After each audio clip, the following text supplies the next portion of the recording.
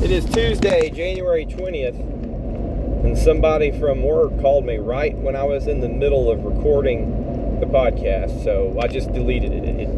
It was not a good place to get interrupted, and I was in the car, and I hit the button, and anyway, we're starting over.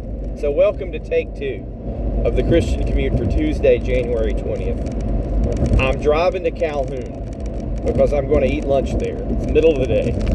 And then I'm gonna go home and finish my work day from home. I want to make sure I get home in time to transition from accountant to basketball coach. So that's what I'm up to, and I'm trying to eat fast.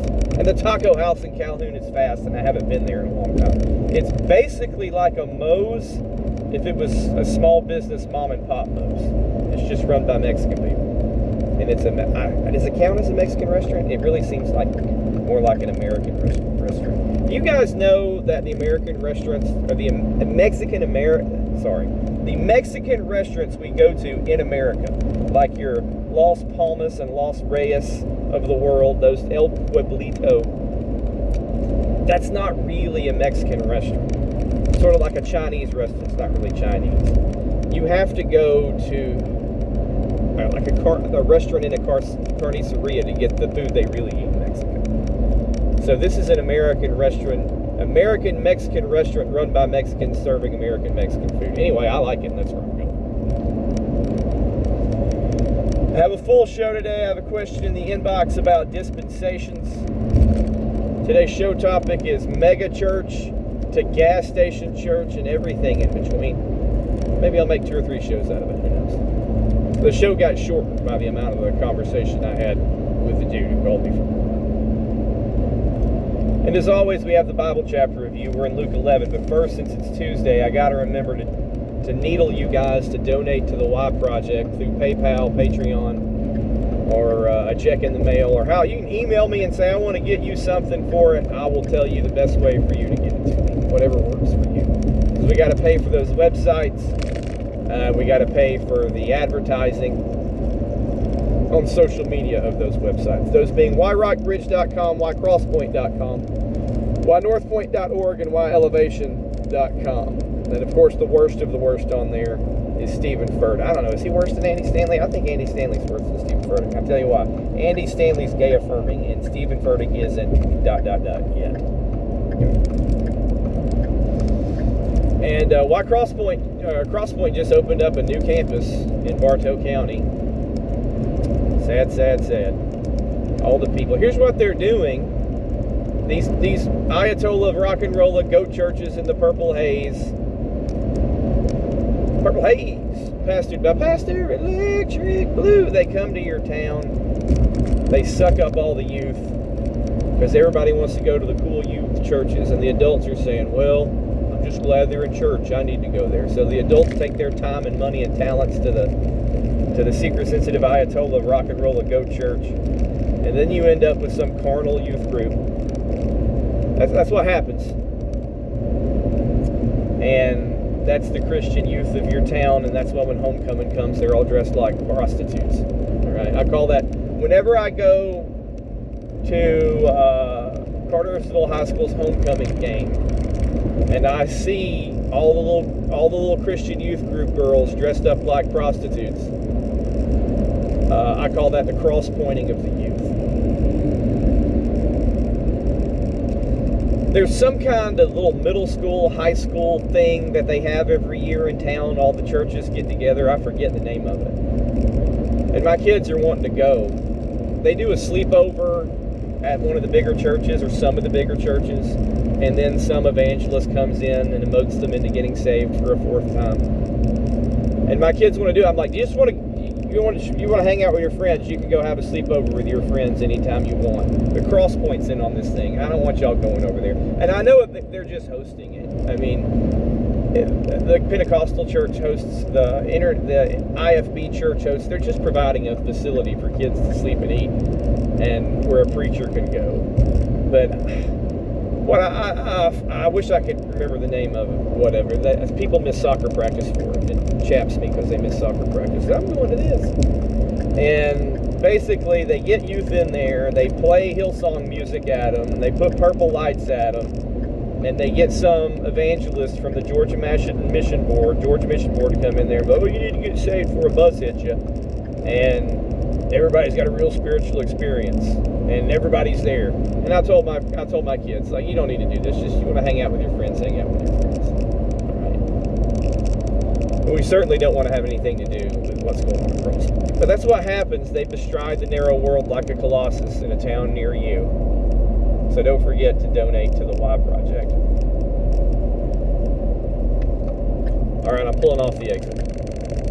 I think I have time for the Bible chapter. We'll get that done. Luke chapter 11, verses 14 through 16. This is after Jesus teaches people to pray, right?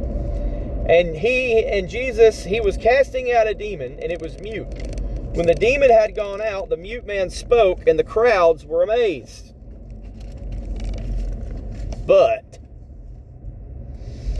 But some of them said, he casts out demons by Beelzebul, the ruler of demons. Others, to test him, were demanding of him a sign from heaven. So here's what Jesus does. He casts out a demon. There's a guy, and he's demon-possessed, and as a result of that demon possession, he can't speak. He's mute. So that's crippling enough in and of itself. Being possessed by a demon is bad. Being mute is bad, especially back then, because nobody was carrying around an iPad. If I went mute right now, I could just type stuff on an iPad and communicate with people. But back then, they didn't have iPads. They didn't have a little 3-ring binder notebook that you can buy for $2 at Staples. And a lot of the people couldn't read. So it was even worse back then to be mute. And Jesus casts out the demon that's making the man mute, and then he could speak again. So here's a miracle done before them. And it amazed the crowds. And there's, of course, always jealousy among some of them, because they want to be the ones amazing the crowds, especially the scribes and Pharisees. All right? And they accused Jesus of casting out the demon by the ruler of demons, Beelzebul. He said, well, you have charge over demons because you're doing it in the power of the head demon, or of the devil. And then others are demanding more. All right, you cast out a demon. Now do a sign from heaven. Do something bigger. In other words, well, that's a nice trick. Do a bigger magic trick. We don't believe you. Think about when Moses cast down his staff and it turned into a serpent. And then Pharaoh's magicians are like, we can do that. And Pharaoh's like, it's going to take more. Do something bigger. All right, how about we kill all your firstborn sons, you non-believer? And that's what happened to these guys. Give it something bigger. A certain group of people are accusing Jesus of basically being demonic and having control over demons because he's demonic. And then another group of people, who, by the way, none of them helped the mute man,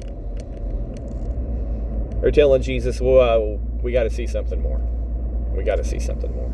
And with that, we'll end the Bible chapter review. Next time, Lord willing, let's say Thursday.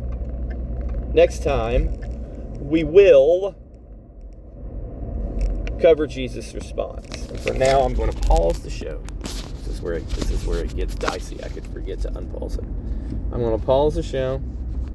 All right, I'm back, and it was as good as I remembered. And it's still very reasonably priced, as in cheap. Get a burrito and a Coke for $11. Not bad. And chips. Almost got nachos. But here I am. Did I turn this back on? Let me check and see if I turned this back on. I did turn it back on. By the way, I don't think I've ever had a taco at the taco house. I get burritos every time. So now we're going back to the freeway and back to the rest of the show. My show notes fell off. That's okay. I remember what the question was. And it's the last one, by the way. If you have a question about Christian theology or apologetics, you can write to SethDunn88 at gmail.com. That is SethDunn88 at gmail.com.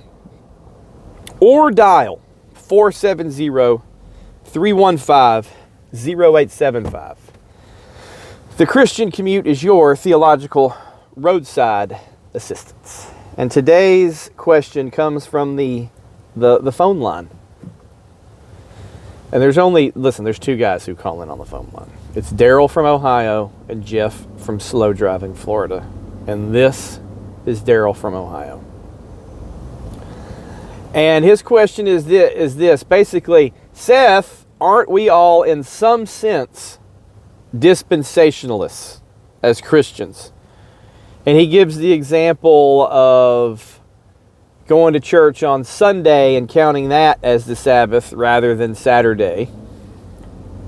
He gives the example of, I'll say resting for a Sabbath thing, because Christ is our Sabbath rest. Resting in the sacrifice of Christ on the cross rather than going to the temple and doing bulls and goats. He's saying, don't we recognize that some things have changed? So aren't we in some sense all dispensationalists? Well, I mean, I guess yes, Daryl, in the sense that we're under a dispensation. So you think of a word like Trinity. Well, that's a theology word that wouldn't exist if not for the Trinity, right? Nobody talked about the Trinity before we recognized in Scripture the concept of the Father, Son, and Holy Spirit all being the Trinity, okay? By the way, I got a Coke to go, so there's going to be some pauses for me to drink my drink.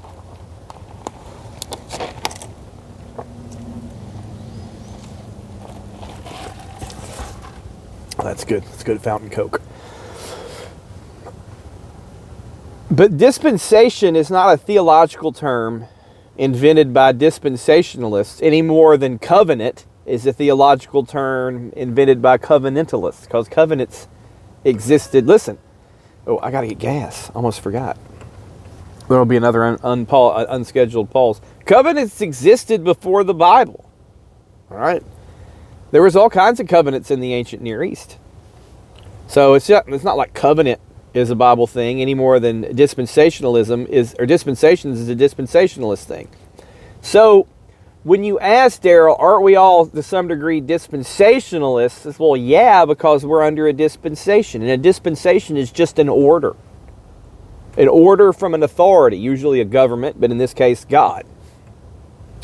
So in the Old Testament, Israel was under the dispensation, the order from God to live under the reign of the judges and then the kings, right? They had to do what Samuel said, then they had to do what Saul and David and Solomon and all of them said. And then they had the priests who were going to make sacrifices for them. They were engaged in the sacramental systems. They were recognizing the feast days. But now that Christ has come, we don't do that stuff anymore. We don't have a theocratic government on the earth under a prophet. Jesus is our prophet, priest, and king ruling from the heavens, but we still have governments here. We're certainly not making sacrifices at a temple anymore. So yeah, there's a different order in dispensation. So if you want to just put it that way, Daryl, then yes. But we know dispensationalism as a theological system entails much more than that. So I don't think anybody objects or rejects the concept that we're in a certain dispensation that we were not in, we being humanity, that we were not in before. But that's not all dispensationalism or Darbyism is it? It's not. So yeah, thank you, Daryl, for that clarification. That's interesting. Does anybody else have any questions like that? I prefer them to be about apologetics, defending the faith. Spent $20,000 getting a degree in that. Somebody send me a question in it. I spent a lot of money. I didn't spend it. My parents did. In undergrad, getting a degree in management information systems. I used it today. And I really thought after I got some work done today that, well, it took me a long time to figure that out. Maybe if I was better at management information systems, it wouldn't have taken so long. But I got to use it. Anybody want to defend the faith? Have any questions about that? Write to SethDunn88@gmail.com. And if not, if you just have a general question about theology, well, write that in too. Let's get them answered. Let's talk about them. I had a friend send me a message on Facebook the other day, and she was like, "What do you think about this?" And it was some question about something some preacher said. Oh my gosh. Terrible driver. Somebody almost got into an accident with me at the gas station. Would have been their fault. And my friend sent me this question on Facebook, and I gave her an answer, and I'm just like, you know what? It would have been a lot better if you'd have wrote that in to sethdone88@gmail.com. All right, so here I am at the gas station. We've done the Bible chapter review, which was intentionally short, and because I'm going to go long next time. And what do we got? We've done the question and answer part. So now I got till I get home from Calhoun to talk about the show topic. So here's another pause. I hope I remember to unpause. All right, here we go. I'm back. I remember to unpause it. Now let's talk about from the megachurch to the gas station.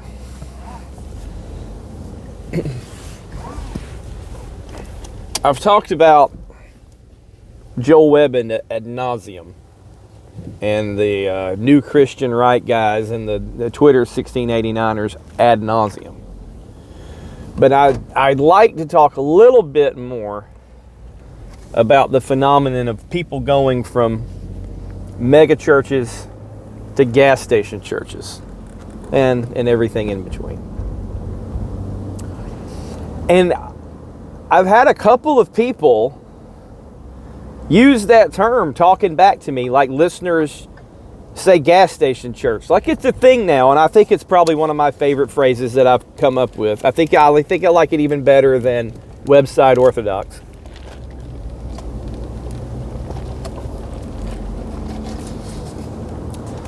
So let's kind of define it as a thing before I talk about it. We all know what a megachurch is, okay? But what's a gas station church? And again, there's no thing where I got to check 10 boxes. This is generally what they are.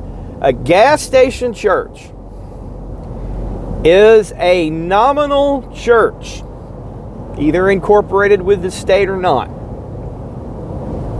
that is founded by a single dude who decided that he was going to be the pastor of that church.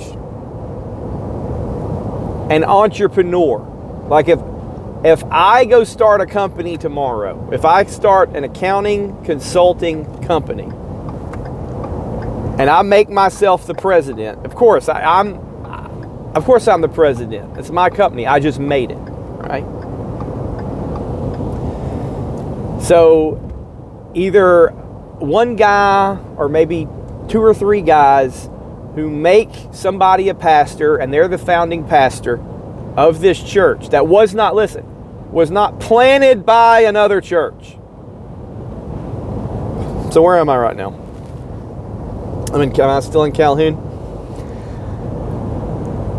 If First Baptist Calhoun, which I think is on exit 312, let's say, I don't even know if they have a First, but let's say Belmont Baptist. I just passed Belmont Baptist in Calhoun. If they were getting bigger and they said, we have a lot of people coming from near Adairsville and there needs to be another church out there, here's what we're going to do. We're going to plant a church in Adairsville, and we're going to take somebody who's already a member here and he's been coming that far.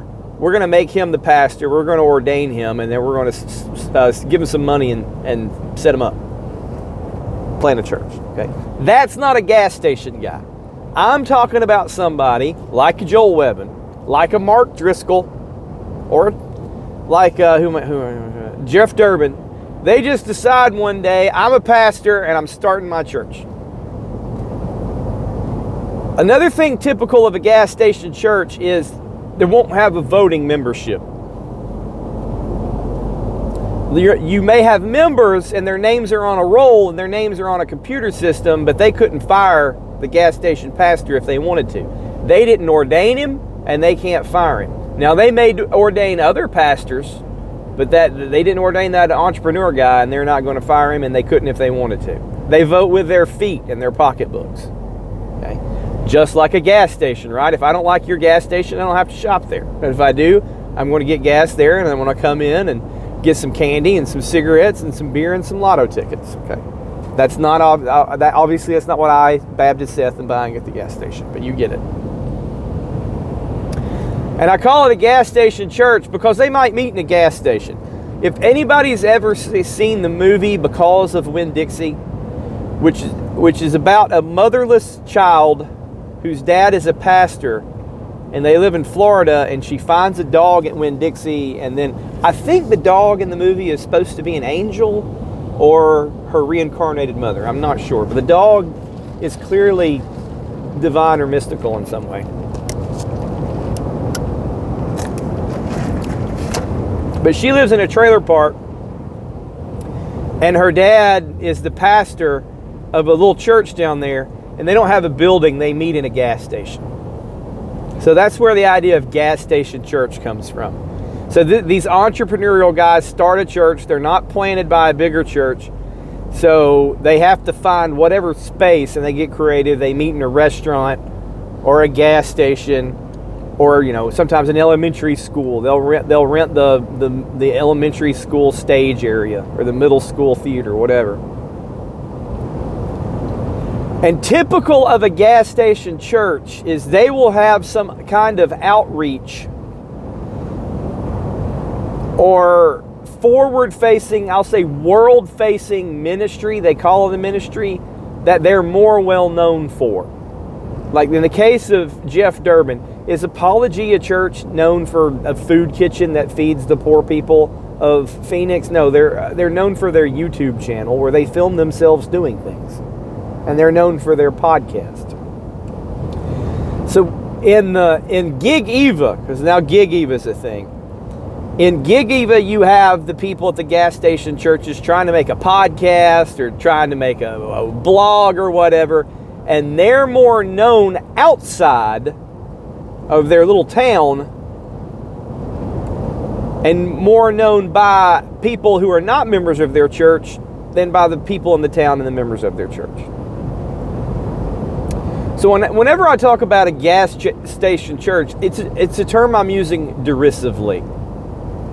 Okay? I'm putting you down. If you have a gas station church, I'm saying you're a faux pastor, you're entrepreneurial, and you figured out that you really don't need to grow your local congregation to get famous and have money. A long, long time ago, you'd have the people who are the entrepreneurial pastors, and they had to grow their numbers locally. Tony Evans started his church and grew it to be huge. Mark Driscoll started his church and grew it to be huge, but this was before Big Eva. If you wanted to be an entrepreneurial pastor, you might start at a gas station or start in the elementary school, but you've got to have a growth plan. Stephen Furtick's a great example. He started small and he's grown it into something huge. And when I was in seminary, church planting was all the rage.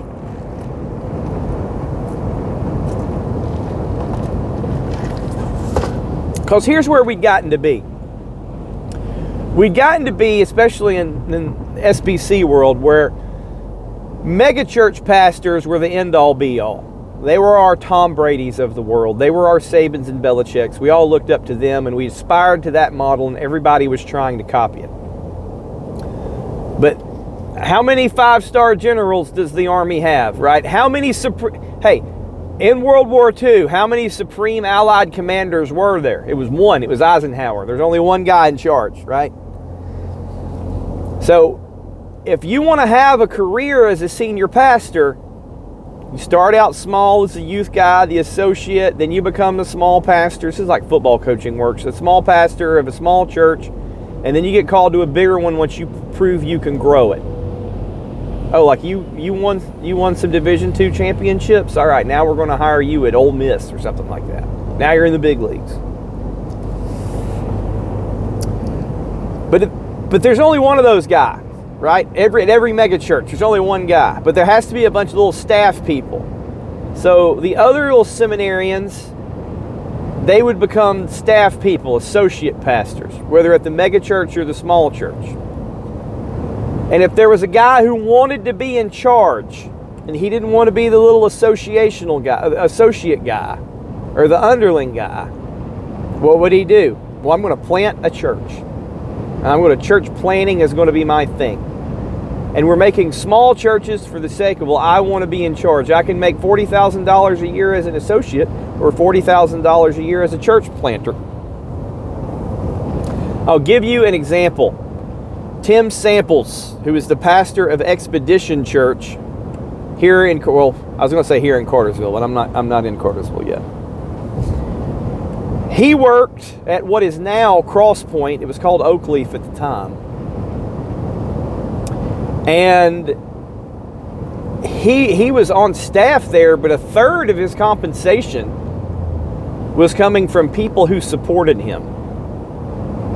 Just family members and friends who sent him money every week like a missionary because they didn't fully fund him. Well, then they fired him. Well, he's like, here's what I'm going to do. I'm going to go to the church planting school at First Baptist Woodstock. I'm going to learn how to do it. I'm just going to plant my own church. And that's what he did. And that was what your fair to middling associate pastor types did years ago. But now in the gig economy, you don't even have to find a larger mega or mid-sized church body who will validate you or accept you. And you don't have to work at a small to mid-sized church or big church for 10 years to figure out how to do it to go church planting.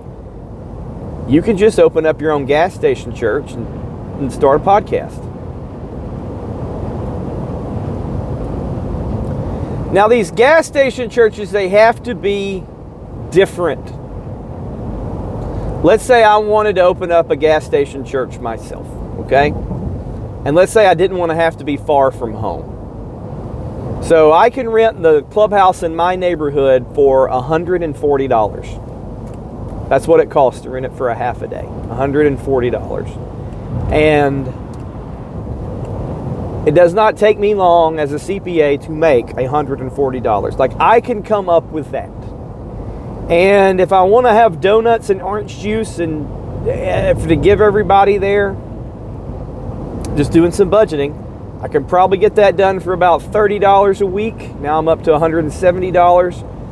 If I want to have a little bit of literature, I can buy some books. Let's say, now I'm doing monthly. Let's just say $30 a week on that. For $200 a week or $800 a month, I could open a gas station church and rent my neighborhood clubhouse. Now that's presuming I could get availability every Sunday. Okay? But all I need is $200.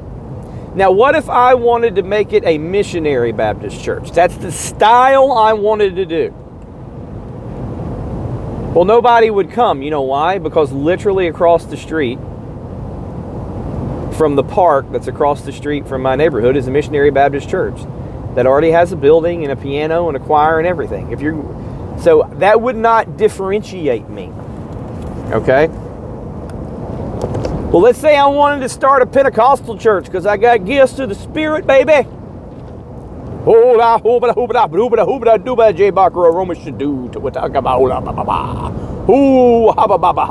I wanted to do that?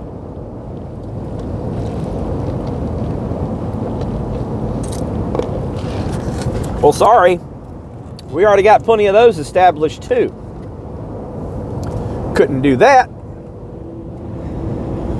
Well, what if I just wanted to start a doctrinally middling evangelifish SBC church? Now we got a bunch of those. And they got kids programs and everything. Well, that's no different. Huh. All right, that's out of the table. That's off the table. So I can't do charismatic. I can't, what Presbyterian? No, already got the Presbyterian churches. You need a presbytery for that. You can't just start a Presbyterian church because that's not how it works. It has to be Baptist in polity, non-denominational, if you will, because there's no hierarchy, right? You're the entrepreneur. So I can't do Presbyterian. I can't do missionary Baptist style. I can't do Southern Baptist style. I can't do Pentecostal style. Oh, you know what? I'll be Ayatollah of rock and roll, non-denom. Nope. Crosspoint already does that. What would I do? Oh, I know what I'll do. I'll be reformed. I'll be 1689, because we don't have one of those in Cartersville. Actually, we do. It's my church that I go to that's very small. But that's what we don't have in Cartersville, or we don't have in hardly any of the towns. And that's why you see the Jeff Durbins of the world and the Joel Webbins of the world and those Ogden dudes of the world. Why are they 1689? It's because that's what they believe in? It's because that's a niche. There's room for that niche. Is it niche or niche? I think it's niche. Niche marketing. There's room for that niche. If I want to open up at a restaurant in downtown Cartersville, there's already a pizza restaurant there. There's already a lunch counter there. There's not a Greek gyro place. I could do that. You see, you got to find your niche. And then you got to get people to come because they're attracted to that niche. So if you wanted to build influence and you were a member of a megachurch, at best you could be a Sunday school teacher. Or not at best, I guess at the smallest level. Because that's how megachurches are set up. They're set up on the Moses model, where your point of spiritual care and contact as a regular pew sitter is your Sunday school teacher. And then there is an age group pastor over that guy who reports to the education pastor, who reports to the executive pastor, who reports to the senior pastor. That's how that works. And at these mega churches, what you essentially have are little cells or little groups, almost little house churches, you could argue, churches within churches, plans within plans within plans, okay? Churches within churches. The Sunday school class is its own little church, and they don't know the people on the other side of the building from Adam. And they have a Christmas party all together, not the whole church, just them. All right? And what the gas station guys have figured out is, I don't need 20,000 people, I need 20 people, and it's basically a Sunday school-sized church, which is effectively what all the mega churches have anyway, just times 100 of them, right? A mega church just has 100 Sunday school-sized churches in it. So the gas station guy figures, I don't need the associate pastor and executive pastor over me. I'll just be the pastor of the little church and take the place of the Sunday school teacher. And then I don't need all their red tape to grow my brand. I'll just do a podcast. I just got to find my niche. So going back to me for a minute, $200 a week. I want you to think about this mathematically. All right? I don't have a lot of cash. I have a lot of kids. Okay? Every second Friday, I have lots of cash for about 10 minutes, but I got a lot of kids. Okay? But if you think of somebody, whether they're at my level economically or even way below me,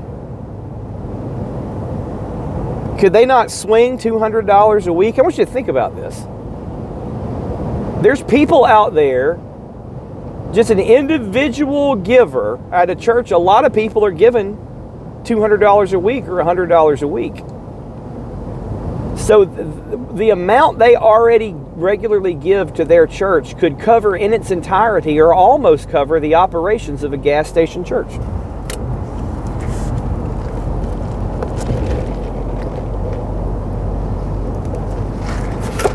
So think about the overhead you cut out when you start a gas station church. If you have like your traditional, regular, established church, well, they had to raise $1 million for their building, or maybe they built it a long time ago, and they have a bunch of overhead. But if you've got a gas station church, the gas station covers the overhead, or the restaurant or bar or wherever you meet They're open 6 days a week covering overhead, and then their dead time, Sunday school or Sunday from 10 a.m. to 1 p.m. or whenever it is, that they're not doing anything there. Yeah, you can use our church, our gas station, our restaurant, give us $50. We don't care. Hey, they're going to make money, because what happens after gas station church is over? Well, they're hungry. Hey, we're already in a restaurant. Let's eat here. See how that works. So these gas station entrepreneur, quote unquote, pastors, they don't have the overhead that the big guys have. And now Gig Evil World allows them to have an outreach. That's why I think you're going to see more of that. And I already told you about the niche. It's the 1689 thing. You got to find people who want something different. But here, hey, that's about a time and a place. It's about a time and a place. If I was out west or up north somewhere, I might be able to get away with the SBC model. Who knows? Or attract people. I don't get away with it like it's wrong. You just attract somebody with it. There's already a lot of Pentecostals where I live. Somewhere there might not be some.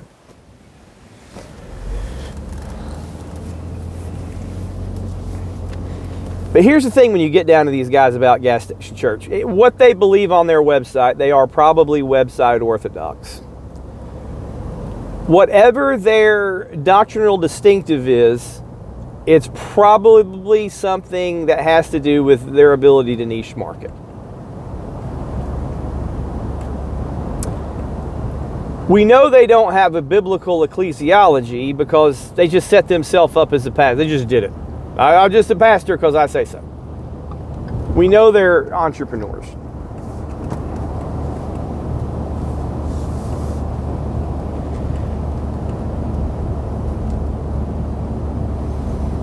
So I want you to think of the grand landscape here. From megachurch to mid-sized to gas station. How do you get the people? And you think, well, I'm evangelizing lost people. No, you're not. You're getting people who are already are churched. You just got to get them to change. You find the people who are dissatisfied with the megachurch or the mid-sized church or whatever, who are willing to come be a part of the gas station church. And I want you to think about this. I'll just do it from my county. I think the median income in my county, you can Google this. I Googled it the other day, then I forgot.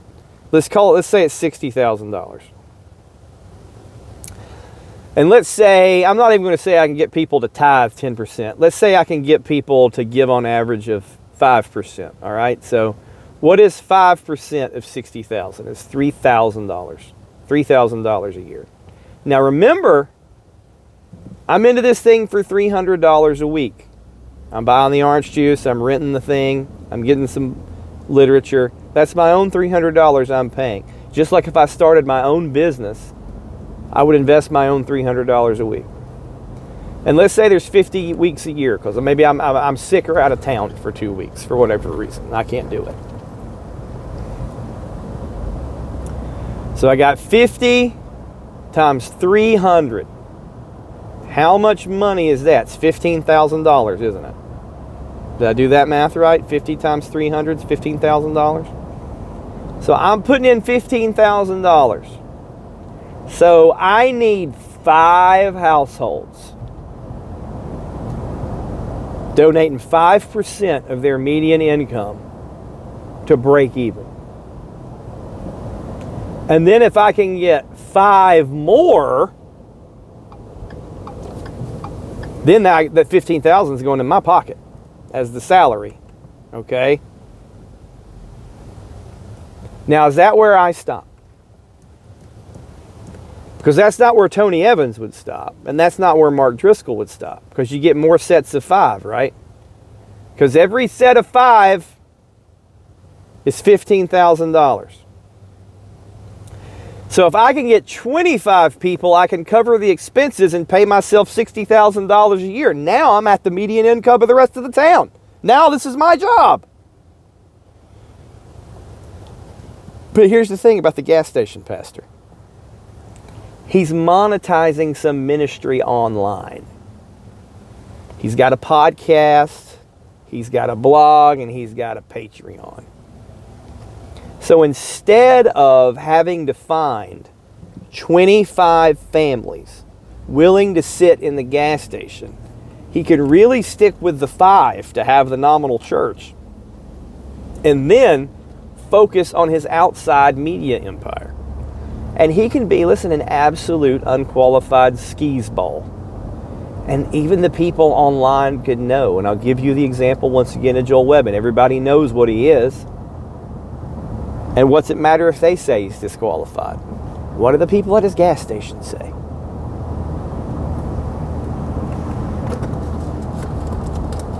And I think this is what David Morrill at Protestia was getting at when he was, what did he call them? Warlords of something. I mean, it was a pretty disparaging remark. Warlords of the Twitterverse. I don't know. I have to look it up again. There is nothing to outlaw it. Listen, if I started a pyramid scheme, the Federal Trade Commission would come and shut me down. If I started selling special healing elixir, Seth snake oil, the FDA would come shut me down. If I started a restaurant and didn't get ServSafe certification, didn't follow all the rules, the health department would come shut me down. If I started a mining operation and didn't follow the environmental rules and started polluting, the EPA would come shut me down. If I started a school and I wasn't teaching right, I would not get any SACS accreditation and people wouldn't come. And then even if people did and the government found out I wasn't really teaching them school, they would say, you can't do this because it's not, the government would say it's not, your kids are truant. This isn't even proper homeschool. We're shutting you down. If I started a gas station and was watering down the gas and I had illegal slot machine gambling in the back, and I was selling cigarettes to minors and beer to 20-year-olds, they would come shut me down. But if I started a gas station church and told the government and the rest of the world that I decided I was a pastor, they would do nothing.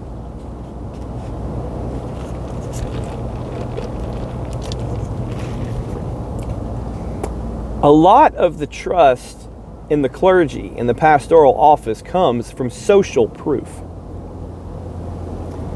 So I'm on Etowah Drive now. And if I kept going, I would pass Cross Point. I can see it now. And if I kept going, I'd eventually pass First Baptist.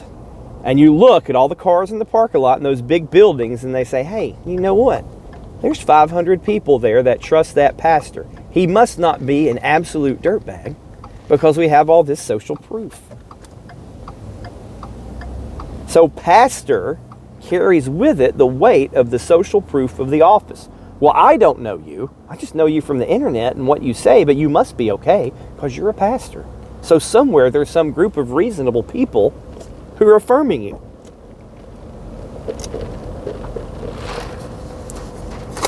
Except for weight, there's not a reasonable group of people. You started a gas station church. You fooled me. I thought you were a pastor. You work at the gas station when it's closed.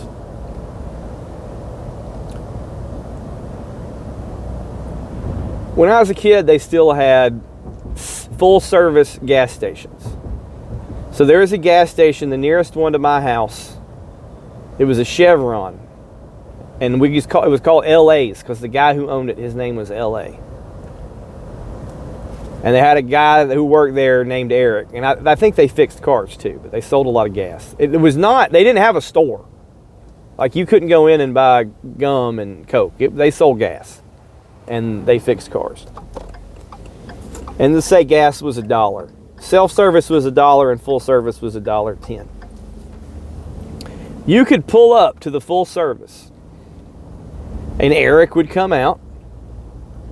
You give Eric money. He'd fill up your car. And then he'd pop your hood. He'd check your oil to make sure your oil wasn't low. And then he'd wash your windshield. Might kick your tires and check the tire pressure. All right? That was how gas stations used to be. And I'm telling you this. I put more trust in Eric, the gas station attendant at LA's Chevron store, than I do in any so-called pastor of a gas station church.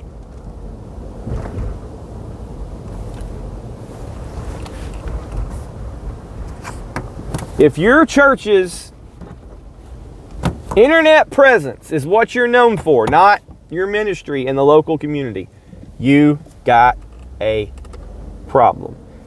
Now listen, is it good to have an internet presence? Yes, absolutely. If you have a church and your pastor has good sermons, put them on the internet. Good.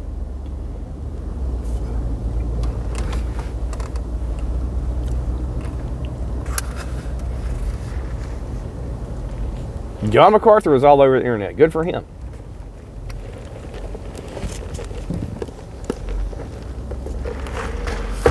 Let's go back to when I was a kid again. When I was a kid, you'd have never heard me, all right?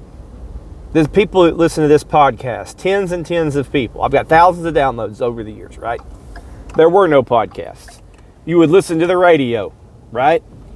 And to be a radio host, a bunch of people had to get together and say, we think people will listen to you. We have a finite amount of radio time. There's 24 hours in a day for our radio station to broadcast.